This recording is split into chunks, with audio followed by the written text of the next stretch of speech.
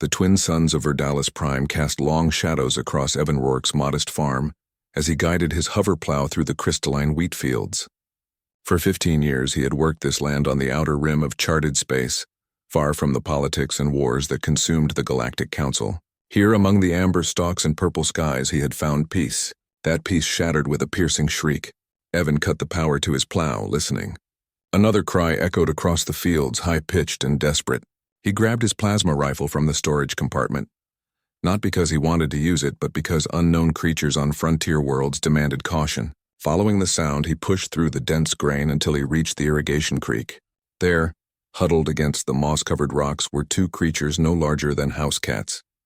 Their scales shimmered iridescent blue and gold in the fading light, and tiny wings fluttered uselessly at their sides. Smoke curled from their nostrils with each panicked breath. Dragons, baby dragons. Evan had seen plenty of strange creatures during his years on Verdalis Prime, but dragons were the stuff of legend, beings whispered about in spacer bars and mentioned in fragmentary ancient texts. The Galactic Archives claimed they had gone extinct millennia ago, vanished during the Great Silence when dozens of advanced species simply disappeared from the cosmos. The smaller of the two, its scales predominantly gold, locked eyes with Evan and let out a pitiful mewl. The larger one, marked with deeper blue, positioned itself protectively in front of its sibling despite trembling with fear. "Easy there," Evan said softly, setting down his rifle. "I'm not going to hurt you." He had no idea if they understood him, but his tone seemed to calm them slightly.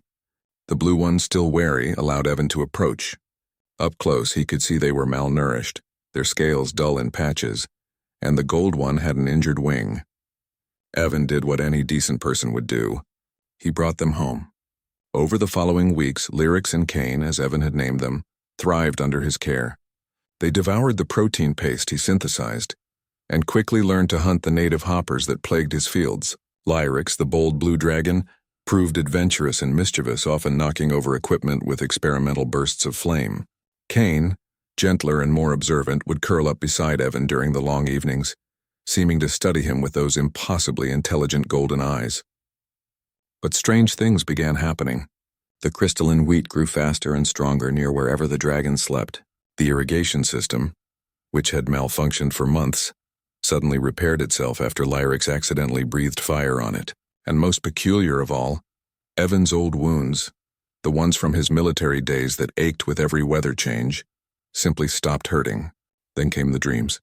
Every night Evan saw visions, vast cities of crystal and light, beings of pure energy tending to gardens among the stars, and always at the center of it all, dragons. Not as beasts or pets, but as caretakers, shepherds of life itself across the galaxy.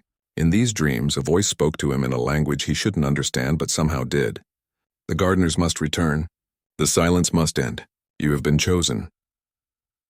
On the 43rd day after finding the dragons, a ship descended from the sky. It was unlike anything in current galactic arsenals, built from materials that seemed to shift between states of matter, covered in symbols that hurt to look at directly. Evan grabbed his rifle, but Lyrics and Kane showed no fear. Instead, they rushed toward the ship, calling out with joy. A figure emerged, tall and humanoid but wrapped in robes that rippled with starlight. When it spoke, its voice resonated in Evan's mind rather than his ears. "Forgive the intrusion, Evan Rourke. I am Keeper Shalron of the Draconic Accord. You have cared for two of our most precious young, and for that you have our eternal gratitude." "Who are you?" Evan demanded, though his rifle felt foolish now. "What are they, really?" Shalron gestured, and suddenly Evan could see the truth. Dragons weren't animals or mere intelligent aliens. They were something far more ancient and fundamental, beings that existed partially outside normal spacetime, tasked with nurturing life throughout the universe. Wherever dragons went, worlds flourished. Their very presence catalyzed growth, healing, and evolution. "They are gardeners," Shalron explained. "For eons we tended the galaxy, helping young species thrive. But during the Great Silence we were hunted by those who saw our power as a threat. We withdrew, hiding, watching from the shadows. These two," he nodded toward Lyrics and Kane, "were separated during a scouting mission. We had searched for months. Why didn't they just fly back to you? They are children newly hatched. They lack the strength to traverse the dimensional currents alone." Shalron's luminous eyes fixed on Evan. "But here is the truth that will change everything. Evan Rourke. Of all the species in the galaxy, Only humans can naturally perceive us in our true form. Only humans can hear our voices across the dimensional divide. Do you understand what this means? Evan's mind reeled. Humanity, always considered crude and primitive by the Galactic Council, possessed a unique trait that connected them to beings of near godlike power. You're saying we're meant to work together? More than that. We need you. The galaxy is dying, choking on war and pollution. Species are going extinct at catastrophic rates. The gardeners must return to their work, but we cannot do it alone. We need partners who can bridge the physical and transcendent realms. We need humans. Lyrics and Kane bounded over to Evan, nuzzling against him with rumbling purrs that vibrated through his chest. He ran his hands over their scales, feeling the warmth, the life, the potential they represented. What happens now? He asked. Shalron extended a hand. Now, Evan Rourke, you make a choice. Return to your quiet life and we will erase these memories, leaving you in peace. Or come with us and help humanity claim its true purpose as shepherds of the stars. Evan looked at his farm, at the life he had built from nothing. Then he looked at Lyrics and Cain, at the ship, at the vast universe waiting beyond his small world. He thought about the wars, the dying worlds, the species crying out for hope. He thought about what humans did best, adapting, surviving, caring for things others overlooked. When do we start? Evan asked, shouldering his pack. Shalron's expression, alien as it was, conveyed unmistakable approval.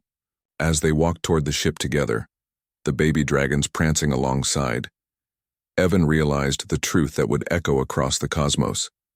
Humanity had always been destined for something greater than war and conquest. They were meant to be gardeners too.